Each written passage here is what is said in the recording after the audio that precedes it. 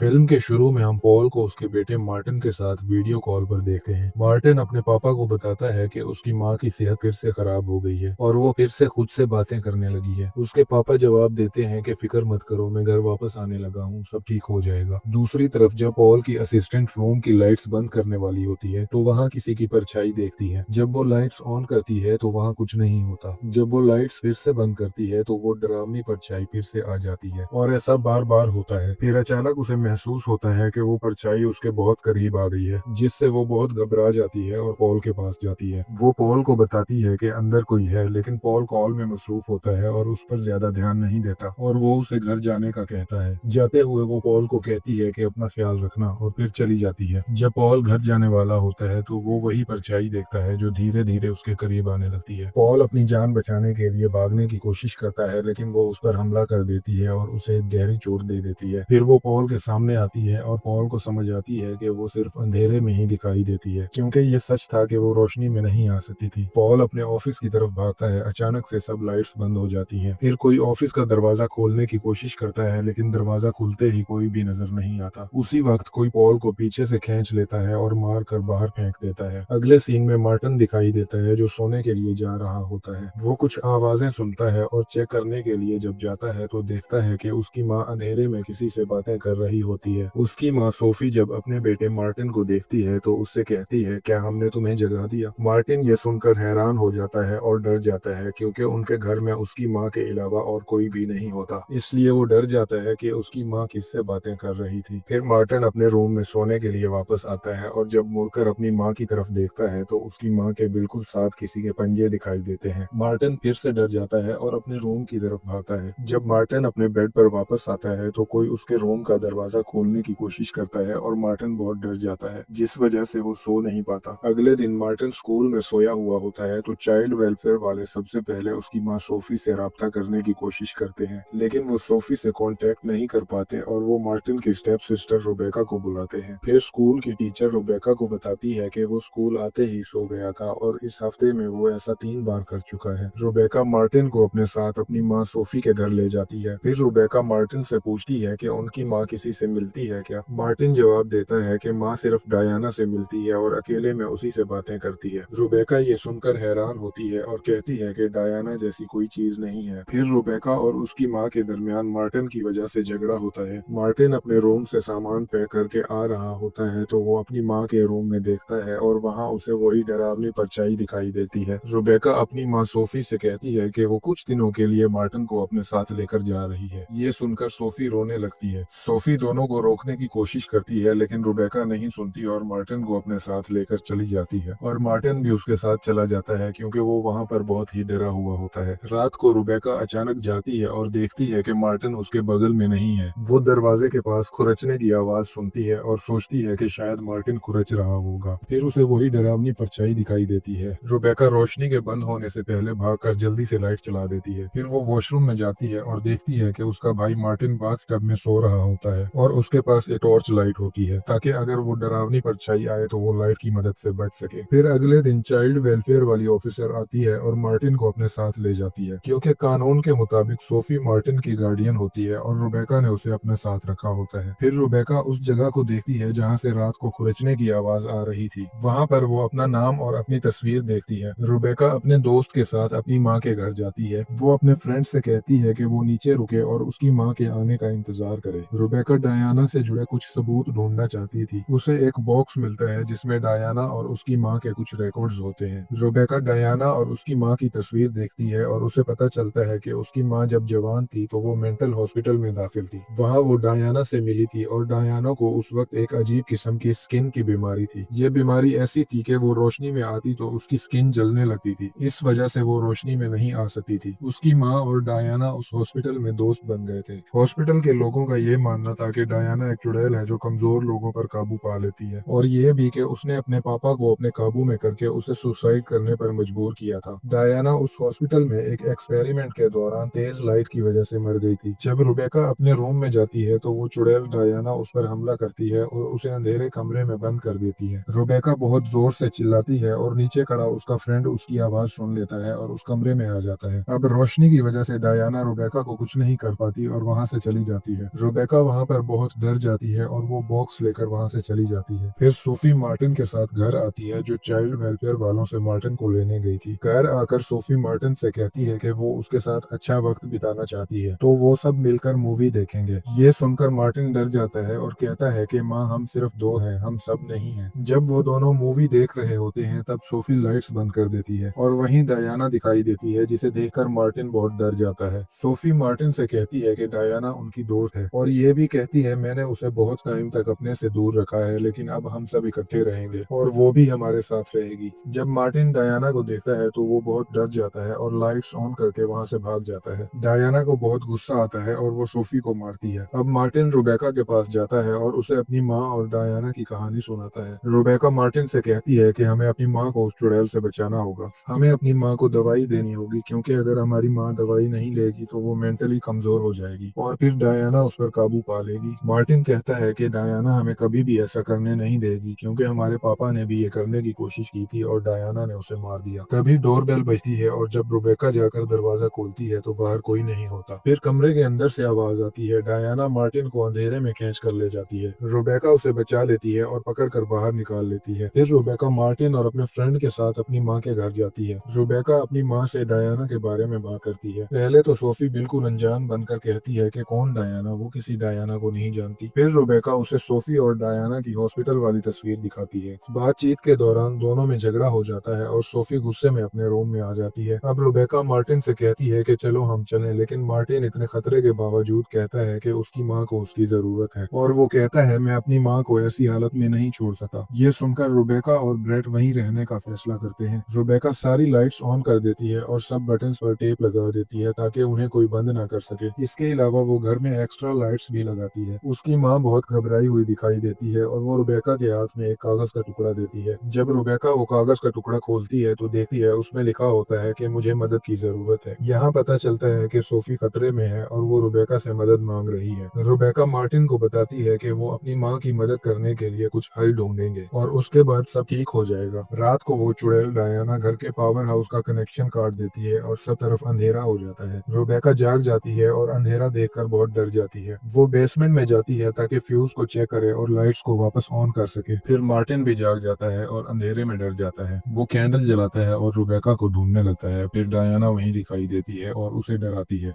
वो उसे खींच कर बाहर ले जाती है, लेकिन जब मार्टिन कैंडल उसकी तरफ करता है तो वो उसे छोड़ देती है। मार्टिन भी अपनी बहन रुबेका के पीछे बेसमेंट में जाता है, जो फ्यूज ठीक कर रही होती है। जब दोनों बेसमेंट में होते हैं तो उन्हें समझ आता है कि उन्हें बेसमेंट में भेजना एक ट्रैप था। तभी वो चुड़ैल डायना बेसमेंट का दरवाजा बंद कर देती है। रुबेका और मार्टिन दरवाजा जोर जोर से बजाते हैं और ब्रेट को मदद के लिए बुलाते हैं। ब्रेट उनकी आवाज सुनकर वहां पहुंचता है और दरवाजा खोलने की कोशिश करता है। तभी डायना उस पर हमला कर देती है। उसकी टॉर्च बंद हो जाती है। फिर डायना उसे मारने वाली होती है, लेकिन वो जल्दी से मोबाइल की टॉर्च ऑन कर लेता है और बच जाता है। डायना फिर से उस पर हमला करती है और उसका मोबाइल तोड़ देती है। ब्रेट बाहर भागने की कोशिश करता है, लेकिन जब अंधेरा होता है तो डायना उस पर हमला करती है। फिर वो कार की हेडलाइट्स ऑन करके अपने आप को बचा लेता है। इस सब के दौरान सोफी जाती है और समझ जाती है कि डायना उसकी दोस्त नहीं है और वो उसके बच्चों को नुकसान पहुंचाने वाली है। फिर डायना दिखाई देती है और सोफी उसे अपने बच्चों से दूर रहने का कहती है। अब डायना सोफी को डराने की कोशिश करती है, लेकिन वो नहीं डरती। वो उस चुड़ैल को कहती है कि तुम्हें मेरी जरूरत है, इसलिए मेरे बच्चों से दूर रहो। जब सोफी अपनी डिप्रेशन की दवा लेने लगती है तो डायना उसे मारने की कोशिश करती है और उसका सर टेबल से टकरा जाता है, जिससे वो बेहोश हो जाती है। डायना उसे दवा लेने से रोक देती है, क्योंकि अगर वो दवा लेगी तो वो मेंटली स्ट्रांग हो जाएगी और डायना उस पर कब्जा नहीं जमा सकेगी। दूसरी तरफ दोनों भाई बहन बेसमेंट में आग लगाते हैं। मार्टिन वहाँ एक यूवी लाइट डिस्कवर करता है। रुबेका यूवी लाइट की मदद से अंदर जाती है ताकि वो कुछ यूजफुल चीजें ढूंढ सके। यहाँ हमें पता चलता है कि डायना भी उसी बेसमेंट में रहती है, क्योंकि वहाँ हमेशा अंधेरा रहता है। रुबेका वहाँ डायना की तरफ से छोड़ा गया एक मैसेज पढ़ती है, जिसमें लिखा होता है कि वो सोफी और उसके बीच ना आए, नहीं तो वो उसे मार देगी। डायना फिर से वहाँ नजर आती है और रुबेका पर हमला कर देती है। वो यूवी लाइट इतनी स्ट्रॉन्ग नहीं होती कि डायना को डरा सके। रुबेका वहाँ से भागती है, लेकिन डायना अचानक उसका हाथ पकड़ लेती है। फिर तभी अचानक लाइट आ जाती है, जिससे डायना की स्किन जलने लगती है। मार्टिन वहाँ लाइट लेकर आता है और डायना उन्हें छोड़कर चली जाती है। दोनों वहाँ से भागते हैं और पुलिस का सायरन सुनते हैं। वो पुलिस वाले बेसमेंट का दरवाजा खटखटाते हैं। उन पुलिस वालों में एक फीमेल और एक मेल ऑफिसर होता है, जिन्हें ब्रेट ने कॉल करके बुलाया होता है। वो रुबेका और मार्टिन को बेसमेंट से निकालते हैं। डायना फिर से नजर आती है और उस सीनियर पुलिस ऑफिसर को मार देती है। रुबेका उस फीमेल ऑफिसर से लाइट यूज करने को कहती है, लेकिन वो नहीं सुनती और डायना उसे भी मार देती है। रुबेका मार्टिन से कहती है कि वो ब्रेट को लेकर वहां से जाए और वो खुद सोफी को लेने के लिए अंदर जाती है, लेकिन डायना इस बार उस पर बहुत ही खतरनाक हमला करती है और वो उसे नीचे फेंक देती है और उससे कहती है कि वो उसे मार देगी जिस तरह उसने उसके फादर को मारा था। तभी सोफी वहां आ जाती है और कहती है कि मैंने तुम्हें कहा था कि मेरे बच्चों से दूर रहो। फिर वो डायना की तरफ बंदूक तानकर उसे गोली मारती है। डायना उसे कहती है कि ये गोली मुझे कुछ नहीं कर सकती। तभी सोफी वो बंदूक अपनी तरफ करके खुद को गोली मार देती है। सोफी के मरने के साथ ही डायना भी गायब हो जाती है, क्योंकि डायना सिर्फ सोफी के जहन की वजह से ही जिंदा थी। यहाँ सोफी अपने बच्चों के लिए अपनी जान कुर्बान कर देती है। तभी और पुलिस ऑफिसर्स वहाँ आते हैं। रुबेका, ब्रेट और मार्टिन हमेशा एक साथ रहने का वादा करते हैं। कहानी यहाँ खत्म नहीं होती, बल्कि वो चुड़ैल डायना मेरे साथ बैठी है और वो मुझे कह रही है कि जिसने भी तुम्हारा चैनल सब्सक्राइब नहीं किया तो आज रात में उसके घर जाऊंगी।